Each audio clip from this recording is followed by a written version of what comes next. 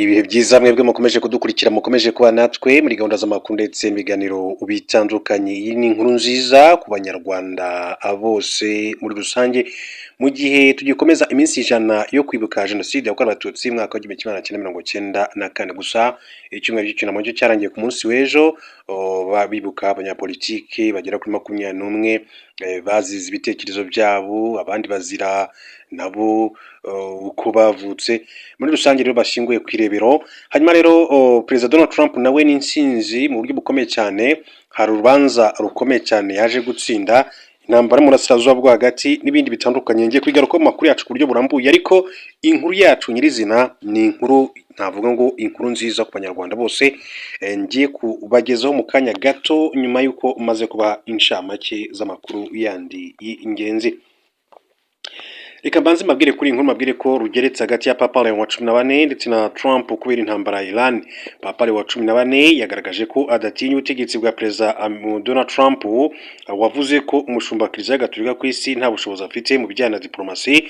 Yabivuze nyuma y'uko perezida Donald Trump yanyujije ubutumwa ku ruhare rwe rwa Truth Social, aho yamaganye imyumvire ye ku ntambara ya Iran. Trump yavuze ko adashyigikiye Papa Leo wa 14 kubera imyumvire ye yo kutifuza ko Amerika igaba ibitero kuri Iran, nyamara yo yifuza gutunga intwaro za nucleaire. Ubwo Papa wa 14 yerekezaga muri Algeria, yabwiye abanyamakuru ko adashaka guterana amagambo na perezida wa Amerika Donald Trump, gusa avuga ko azakomeza kurwanya intambara iki gihugu gikomeje kuyishoramo. Perezida Papa Leo wa 14 yakuze kandi kugaragaza ko adashyigikiye intambara ya Amerika muri Iran. Avuga ko ibyo Trump ari gukora atari byo, ndetse ko akwiriye gushaka uko ayihagarika. Ubundi ntabwo bimenyerewe kubona umushumba wa Kiliziya Gatolika ku isi anenga abayobozi batandukanye bo ku isi kubera ibyo bakora. Imibare igaragaza ko muri Amerika habarizwa abaskristu Gatolika barenga miliyoni 70, bakaba kandi bangana 20% by'abatuye iki gihugu cya Leta Zunze Ubumwe za Amerika. Turi kuri perezida Donald Trump kandi reka babwire ko Trump yatsinzwe urubanza yarezemo Wall Street Journal. Urukiko rwa leta ya Florida muri Leta Zunze Ubumwe za Amerika rwatesheje agaciro ikirego Donald Trump yari yararezemo Wall Street Journal ku nkuru iki gitangazamakuru cyakoze ijyanye n'umubano w'uyu muyobozi na Jeffrey Epstein, wahamijwe ibyaha byo gushora abana mu busambanyi. Mu mpeshyi ya 2025 Trump yareze Wall Street Journal na ba nyirayo barimo na Rupert Murdoch mu rukiko rwa Florida, asaba ko iki gitangazamakuru cyamuriha miliyari 10 z'amadolari Amerika kubera kumwangiriza izina. Mu nkuru ya Wall Street Journal yasohotse ku itariki ya 17 Nyakanga 2025 igaragaza ko mu mpano Jeffrey Epstein yoherejwe mu isabukuru y'amavuko y'imyaka 50 hagaragayemo urwandiko rwariho izina rya Donald Trump ndetse n'umukobwa we, ariko harimo n'igishushanyo cy'umugore wambaye ubusa. Nyamara Trump yagaragaje ko ari ukumusebya, ko ari bihuha, ndetse ahakana ko atabikoze. Umucamanza Darren Giles yavuze ko Trump atagaragaje uburyo buhamya ko Wall Street Journal yari igamije kandi kibi mu gihe yatangazaga inkuru ye. Yavuze ko Trump atigeze atanga amakuru ahamya neza ko iki gitangazamakuru cyabikoze gishaka kumusebya. Kubera izo mpamvu ikirego cyateshewe agaciro. Icyakora Trump afite uburenganzira bwo kujurira kugeza ku itariki 27 Mata 2026. Umunyamategeko wa Trump yavuze ko batazatezuka ku gukurikirana abakwirakwiza ibihuha cyangwa se speculations. Duhindura ingingo gato tukiri ariko kandi muri Leta Zunze Ubumwe za Amerika, mabwire ko umuyobozi wa OpenAI yavuze ku gitero yagabweho, asaba imbabazi aba yahemukiye. Umuyobozi wa OpenAI Sam Altman yanditse inyandiko avuga ko ku gitero cyagabwe ku nzu ye n'inkuru y'ikinyamakuru The New York Worker. Hanyuma The New Yorker yamunenze ku bijyanye n'imico ye. Mu gitondo cyo kwa gatanu w'icyumweru gishize, umuntu yateye igiturika ku nzu ye iri San Francisco. Nta muntu wakomeretse. Amapolisi yataye muri yombi uwakekwagaho gutwika icyicaro gikuru cya OpenAI. Sam Altman yagaragaje ko uru rugomo rwabaye nyuma gato y'uko inkuru imwibasira yari imaze kandi gutangazwa. Kuri iyo nkuru abanyamakuru bakoze ibiganiro n'abantu barenga 100 ku bijyanye n'imyitwarire ye mu kazi. Benshi mu baganirijwe bakemanze ubunyangamugayo bwe, aho umuntu umwe yamushinje kutita na gato ku ngaruka zo kubeshya abandi mu rwego rwo gushakisha ububasha ku kintu runaka cyangwa se kugira icyo ageraho. Mu gusubiza ibi, Altman yemeye ko ari umuntu ukosa kandi asaba imbabazi aba yahemukiye. Yagaragaje ko umuco we wo kwirinda amakimbirane watumye agwa mu makosa harimo n'imvururu zikomeye cyane zabaye mu kigo zimuviramo kwirukanwa muri OpenAI by'igihe gito. Nyuma aza kandi kugaruka muri 2023. Altman yagereranyije ihangana rikomeye mu ruganda rw'ikoranabuhanga ry'ubwenge buhangano Artificial Intelligence nk'intambara yo kurwanira impeta y'ububasha budasanzwe. Yagaragaje ko uburyo bwonyine kandi bushoboka ari ugufatanya ikoranabuhanga rigasangizwa buri wese aho kuba umuntu umwe urigenzura. Asaba abantu kandi gutuza bakirinda ibikorwa by'urugomo nk'uko Altman yakomeje kugenda abigarukaho. Hanyuma rero mbere gato yuko tujya kuri iriya nkuru nababwiye hejuru gatoya, reka mbanze mbabwire ko mu yandi makuru mu buryo bw'inshamake Pakistani ariko ndaza no kuza kwigaruka ko mu yandi makuru yacu ataha yoherereje Arabia Saudite ingabo n'indege z'intambara. Minisiteri y'ingabo muri Arabia Saudite yatangaje ko Pakistan yaboherereje ingabo n'indege z'intambara mu gukomeza kandi gukaza umurego no guhangana n'ibitero bya Riyadh bakomeje no kugabwaho na Iran. Izi ngabo n'izi ndege byageze ku kigo cya gisirikare cya King Abdulaziz Air Base ku itariki ya 11 Mata 2026. Ni mu rwego rwo gukaza umutekano, guhuza ibikorwa bya gisirikare, gufasha iki gihugu kandi kwitegura umwanzi no kubungabunga umutekano muri aka karere. Pakistan yohereje ingabo Arabia Saudite mu murongo w'amasezerano y'ubufatanye mu bya gisirikare ibihugu byombi byagiranye muri 2023, n'amasezerano avuga ko niba Arabia Saudite itewe bisobanuye gutera Pakistan bikaba uko no mu gihe Pakistan yaba igabweho ibitero. Pakistan yunganiwe mugenzi wayo mu gihe Iran yakomeje kandi kugaba ibitero kuri Arabia Saudite. Abitero Iran baherutse kandi kurasa ku bikorwa remezo by'ingufu n'ibitero byahitanye abantu binakomeretsa abandi. Riyadh bazizwa na Iran ko ari inshuti z'akadasohoka za Leta Zunze Ubumwe za Amerika ndetse iwabo habarizwa ibigo bya gisirikare bya Amerika. Pakistan iherutse kandi kunenga ibi bitero bya Iran ku bigo by'ingufu bya Arabia Saudite igaragaza ko ari uburyo budakwiye bwo gukomeza kwagura intambara ndetse no guhungabanya nkana umutekano w'akarere. Pakistan na Arabia Saudite bifatanya no mu yindi mishinga aho Islamabad ishobora kandi kwakira miliyari 5 z'amadolari Amerika n'inkunga izatangwa na Arabia Saudite na Qatar izayifasha kandi kwishyura umwenda wa miliyari 3 n'igice z'amadolari Amerika y'Islamabad bafatiye Leta Zunze Ubumwe z'Abarabu. Reka tujye ku nkuru yacu mbabwira ko ari inkuru nziza ku Banyarwanda 99.1% bemeje ko imiyoborere y'u Rwanda idaheza, ishusho y'ubudaheranwa mu mibare. Hanyuma ubushakashatsi ku gipimo cy'ubumwe bw'Abanyarwanda muri 2025 bwagaragaje ko igipimo cy'ubudaheranwa mu Banyarwanda kiri kuri 90.8%. Ingingo iyoboye izindi ikaba iyuko Abanyarwanda babona ubuyobozi bw'igihugu nta muntu n'umwe buheza.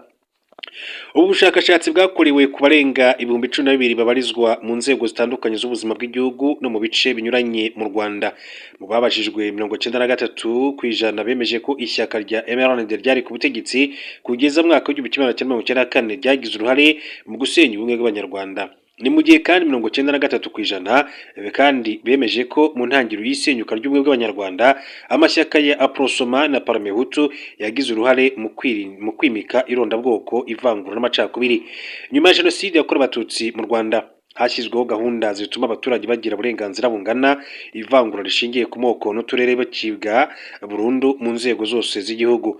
Ubushakashatsi bwagaragaje ko 99% by'ababajijwe bemera ko Abanyarwanda aho batuye basabana kenshi kandi babikora batitaye ku nkomoko yabo, ndetse ko kwibuka Jenoside yakorewe Abatutsi bifite uruhare rukomeye mu kubaka ubwiyunge mu Banyarwanda.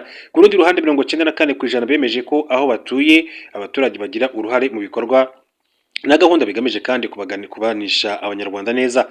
Minisitiri w'ubumwe bw'Abanyarwanda n'inshingano mboneragihugu Dr Bizimana Jean Damascene aherutse kubwira abasenateri ko ibyatumye ibipimo by'ubumwe, ubwiyunge n'ubudaheranwa by'Abanyarwanda bizamuka ari gahunda zashyizweho zigamije kandi kubanisha abaturage. ati mu mpamvu n'izamuka ry'ibipimo harimo uko bigaragara nuko leta yashyizeho za gahunda zitandukanye, ibikorwa byo kubanisha abanyarwanda zo kubaha amahirwe angana, zo kurwanya akarengane n'ivangura isanamitima, ubutabera no kuzamura imibereho y'abaturage mu buryo budaheza. Ubushakashatsi bugaragaza ko ingingo y'ubudaheranwa mu banyarwanda igeze kuri 98%. Abajijwe 99.1% bemeje ko imiterere y'ubuyobozi buri mu Rwanda idaheza abanyarwanda. 98.6% bemeza ko u Rwanda rwimakaza umuco w'ibiganiro, gukemura amakimbirane ndetse no gufata ibyemezo binyuze mu bwumvikane, mu gihe 98.1% bemeje ko abaturage bahagarariwe mu nzego zifata ibyemezo kandi bazibonamo. Abanyarwanda 97.8% bemeje ko igihugu kigendera ku mategeko aboneye n'ubutabera buhabwa abaturage nta vangura, naho 87.2% bemeje ko isaranganya ry'ubutegetsi ari kimwe mu bifasha abanyarwanda kwiyubakamo ubudaheranwa muri rusange. Reka gato duhindure ingingo mbabwire ko muri Leta Zunze Ubumwe za Amerika yataye muri yombi wahoze ayobora urwego rw'ubutasi muri Brazil, Alexandre Ramagemu, wahoze ari umuyobozi mukuru w'urwego rw'ubutasi muri Brazil, yatawe muri yombi n'urwego rw'umutekano rushinzwe abimukira IC Leta Zunze Ubumwe za Amerika. Abinyujije ku rubuga rwayo, IC yatangaje ko yafashe Alexandre Ramagemu ku itariki ya 13 Mata 2026. Uyu mugabo yahunze Brazil nyuma yo guhamwa ibirimo umugambi wo guhirika ubutegetsi yari ahuriyemo na Jair Bolsonaro. Bolsonaro yabaye perezida wa Brazil kuva muri 2019 kugeza 2022, atsindwa ariko amatora ahita ashaka guhirika ubutegetsi ariko ntibyamuhira. Ramagemu yakatiwe igifungo cy'imyaka 16 kubera uruhare rwe umugambi wapfubye wo guhirika ubutegetsi bwa Luiz Inácio Lula da Silva watsinze Bolsonaro mu matora muri 2022. Ntiharamenyekana neza niba Ramagemu yafashwe kubera ko Brazil yakunze gusaba ko yasubizwa iwabo akaryozwa ibyo yakoze. Icyakora Paulo Figueiredo, uzwiho kuba inshuti ya Bolsonaro uba muri Amerika, yavuze ko Ramagemu yataye muri yombi kubera kutubahiriza amategeko y'umuhanda. Gukurikiranwa kwa Bolsonaro ntibyashimishije Trump, wakunze kandi kubyifashisha mu kuriza imisoro icibwa ibicuruzwa biva muri Brazil. Gusa ibyo ntibyakuyeho ko muri Nzeri 2025 Bolsonaro yahanishijwe igifungo cy'imyaka 27 n'amezi 3 ahamijwe ibyaha byo kugerageza guhirika ubutegetsi bwari bweganywe na Luiz Inácio Lula da Silva mu matora yo muri 2022. Kaba rero aribyo bikomeza kugenda bivuga, ariko kandi mu burasirazuba bwo hagati nabwo intambara irakomeje hagati ya Iran, Leta Zunze Ubumwe za Amerika ndetse na Israel. Ariko kandi ikibazo gikomeye cyane ubu tuvugana nuko bashaka gufungura umuhora wa Hormuz, gusa ariko igihugu cya Iran cyo kiravuga yuko mu by'ukuri Leta Zunze Ubumwe za Amerika niziza gushyira ubwato ndetse n'abasirikare ziza kubarasaho, ariko Leta Zunze Ubumwe za Amerika nazo zikavuga yuko zigomba gufunga mu by'ukuri. Ariko kandi ibihugu bitandukanye byo mu Burayi byo bikavuga yuko ntabwo biri kumwe, ati Trump agomba kubaga akifasha, ntabwo turi kumwe ati muri gahunda yo kujya gufunga umuhora wa Hormuz. Bibutsa ko akagunguru kari karisubiye ku madolari agera kuri 89, ubu kongeye gusubira ku madolari agera ku 110 rusange. Burasirazuba bwo hagati ni muri burasirazuba bwa Repubulika ya Demokarasi ya Kongo, naho imirwano irakomeje hagati ya M23 ndetse n'ingabo za leta coalition FARDC, FDLR, FDNB n'ingabo z'igihugu cy'u Burundi. Hanyuma M23 ikabagomeza kugenda ibagabaho ibitero, ariko nabo bakirwanaho, nibo bakunze kugaba ibitero bitandukanye bya drone, bifashe drone. Agahenge kukubahiriza byananiranye umunsi kundi z'amasisi muri tetwara y'amasisi muri Uvira ndetse biravugwa yuko M23 yayisatiriye mu buryo bukomeye cyane, ariko bikavuga ko nanone ingabo cyangwa se coalition nanone bakomeje gusatira umujyi wa Goma. Mbibutsa ko umujyi wa Goma ikibuga cy'indege cyafunzwe ndetse umujyi wa Goma muri kugenzurwa n'umutwe wa M23. Leta y'Ufaransa, leta ya Kinshasa bose bari basabye ko iyi ntambara mu by'ukuri yabyibuze yakorohera agace ka Goma n'ikibuga cy'indege cya Goma kikaza gufungurwa, ariko M23 ivuga ati twebwe nitwe tugenzura iki kibuga, tugomba kubanza tukagishwa inama mbere yuko hafatwa ikindi cyemezo icyo ari cyo cyose. Hanyuma ikatubira n'andi makuru atandukanye yakomeje kujya ukutagira rero icyo bageraho mu biganiro byabahuje, byatumye ibiciro ku masoko y'imari n'imigabane muri Aziya bigabanuka. Isoko ry'imari n'imigabane ryo mu Buyapani rizwi nka Nikkei 225 ryaguye ku rugero rwa 0.18%, mu gihe ryo muri Korea y'Epfo rizwi nka Kospi ryaguye ku rugero rwa 1.8%. Igisirikare cya Leta Zunze Ubumwe za Amerika cyatangaje ko ikumirwa ry'ubwato bwinjira cyangwa se busohoka ku byambu bya Iran ritangira kuri wa mbere saa 10 ku masaha y'i Kigali. Iran nayo yavuze ko ubwato bwa gisirikare kandi bwose bugerageza kwegera umuhora Hormuz bwitabwaho mu buryo budasanzwe, ibintu byazamuye ubwoba bw'ibishobora kandi kuvuka bikiyongera ku bibazo by'ibura rya peteroli. Duhindure ingingo babwire ko mu yari makuru akomeje kugenda avugwa nuko ku mugoroba wo kuri iki cyumweru Perezida Donald Trump yanenze yivuye inyuma Papa Leo wa 14 n'umushumba wa Kiliziya Gatolika yamagana imyumvire ye ku ntambara ya Iran, anavuga ko adashoboye mu byerekeye politike y'ububanyi n'amahanga. Aganira n'itangazamakuru kuri Joint Base Andrews, Trump yagize ati ntabwo dushaka papa uvuga ko ntacyo bitwaye kugira intwaro kirimbuzi, ni umugabo utekereza ko tutagakwiye kuba turi guhangana n'igihugu gishaka intwaro kirimbuzi kugira ngo kirimbure isi. Ntabwo ndi umufana wa Papa Leo wa 14. Ibi bwana Trump yabigarutseho nyuma y'uko yari amaze gutambutsa inyandiko ndende inenga papa ku rubuga nkoranyambaga rwa Truth Social. Trump yanditse ko Papa Leo wa 14 ni umunyantege nke ku guhangana n'icyaha, akaba kandi adashoboye muri politike y'ububanyi n'amahanga. Yakomeje avuga ko adashaka kandi papa utekereza ko ari bisanzwe kuba Iran yagira intwaro kirimbuzi cyangwa se utekereza ko bidakwiye kuba Amerika kandi yarabgabye igitero kuri Venezuela. Yongeye ko adashaka papa unenga Perezida wa Leta Zunze Ubumwe za Amerika.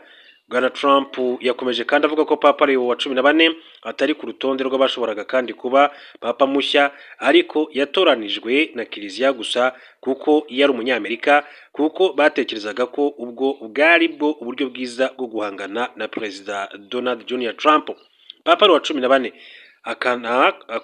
na papa wa mbere w'umunyamerika akomeje no kugenda yumvikana avuga ku ntambara ya Leta Zunze Ubumwe za Amerika na Israel muri Iran, aho mu cyumweru gishize yamaganye imvugo za Trump n'iterabwoba ku baturage ba Iran, avuga ko rwose bidakwiye. Hanyuma mu yandi makuru mu buryo bw'inshamake reka mbabwire ko n'ubundi Leo wa 14 agiye gutangira uruzinduko rw'iminsi igera ku 10 muri Afurika. Papa Leo wa 14 agiye gutangira urugendo rwe rwa mbere ku mugabane wa Afurika rugomba kumara iminsi 10, n'uruzinduko atangira kuri wa mbere muri Algeria mbere yo gukomereza muri Cameroon. Leo wa 14 azagera muri miji 11 ya Afurika, aho biteganyijwe ko azakora urugendo rwa kilometero 18,000 mu ngendo z'indege 18 azakora. Hanyuma kandi Cardinal Michael Cesare, umwe mu bayobozi bakomeye i Vatican, yavuze ko uruzinduko rwa papa muri Afurika rugamije kandi gufasha isi kongera gutekereza kuri Afurika. Leo wa 14 aheruka kandi gukorera ingendo mu bihugu birimo Turukiya, Lebanon mu Gushyingo no Kuboza 2025. Muri Werurwe yari Monaco mu Faransa. Nibura 20% by'abakristu Gatolika ku isi baba muri Afurika. Uruzinduko rwa Leo wa 14 muri Afurika ni rumwe n'urwa 24 rukozwe n'umupapa uwo ari we wese kuri umugabane. Azasura ibihugu birimo Algeria, Cameroon, Angola, Guinea Equatorial. Reka tujye kuri Ari Yusufu Mugenzi, umunyamakuru wakoze ku kinyamakuru BBC Gahuza Miryango. Hanyuma ari inkuru yanditswe n'ikinyamakuru rya Kadomo.com isohoka ku itariki ya 12 ukwezi kwa 2026, hari ku isaha 4:18 isohoka ifite umutwe ugira uti ibitaravuzwe ku mugambi w'umunyamakuru Ari Yusufu Mugenzi wo kweza abahutu bakoze jenoside. Minisitiri umwe bw'Abanyarwanda n'inshingano mboneragihugu Dr. Bizimana Jean Damascene yagaragaje uburyo uhoze ari umunyamakuru wa BBC Ari Yusufu Mugenzi yagize uruhare mu gukwirakwiza imvugo z'uko mu Rwanda habaye jenoside ebyiri mu rwego rwo gukingira ikibaba abateguye bakanashyira mu bikorwa jenoside yakorewe Abatutsi. Ibyo bigarutseho kuri wa gatandatu tariki ya 11 Mata 2026 mu kiganiro kigaruka ku mateka yagejeje ku bitabiriye igikorwa cyo kwibuka ku nshuro 32 jenoside yakorewe Abatutsi Ikiziguro mu karere ka Gatsibo. Minisitiri Bizimana yagarutse kuri bamwe mu bayobozi nabo mu nzego z'umutekano bavukaga mu yahoze ari prefecture ya Byumba bagize uruhare muri jenoside yakorewe Abatutsi. Aza no kugaruka ku ruhare rw'umunyamakuru Ari Yusufu Mugenzi nawe uvuka indatemwa muri aka gace. Minisitiri Bizimana yavuze ko Ari Yusufu Mugenzi yakoranye ibya hafi na Colonel Juvenal Bafite wari warashinzwe ubutasi mu ngabo zidatsinzwe, maze mu mwaka w'igihumbi kimwe magana cyenda mirongo icyenda na gatandatu bumvikana n'umunyamakuru uburyo bagomba kuzakoresha itangazamakuru bakamenyekanisha gahunda yabo no kugoreka amateka, guhakana no gupfobya jenoside yakorewe abatutsi. Yasobanuye ko inama yemeje gahunda yo kugoreka amateka jenoside yakorewe abatutsi hifashishijwe radiyo BBC na ijwi ry'Amerika yabereye i Buronge muri Repubulika Demokarasi ya Kongo tariki ya 3 Ukwakira mwaka w'igihumbi kimwe magana cyenda mirongo icyenda na gatandatu, ishyirwa mu nyandiko yiswe redynamisation de la campagne médiatique. Hanyuma bemeranyije ko bazahakana jenoside yakorewe abatutsi, bakajya kandi bavuga ko abahutu bishwe, ko habayeho jenoside ebyiri. Bemeranywa kandi ko hagomba gukorwa ibishoboka byose icyaha cya jenoside kigakurwa ku bahutu ngo be kuzakurikiranwa n'urukiko mpuzamahanga rwa Arusha rwari rumaze gushingwa. Minisitiri Bizimana yavuze ko Colonel Bahufite yemeranyije na Ali Yusufu Mugenzi ko mu biganiro bya BBC gahuzamiryango bazajya kandi bakoresha ayo mayeri bagaha ijambo abakoze jenoside n'abayipfobya kugira ngo ubukana bwayo bwe kuvugwa. Ati ngibyo rero ibikorwa byose Mugenzi yayoboye, ibiganiro byose yayoboye, ati mu mvo n'imvano n'akarimi keza yarari muri gahunda bemeranyijweho hagati ye na Colonel Bahufite.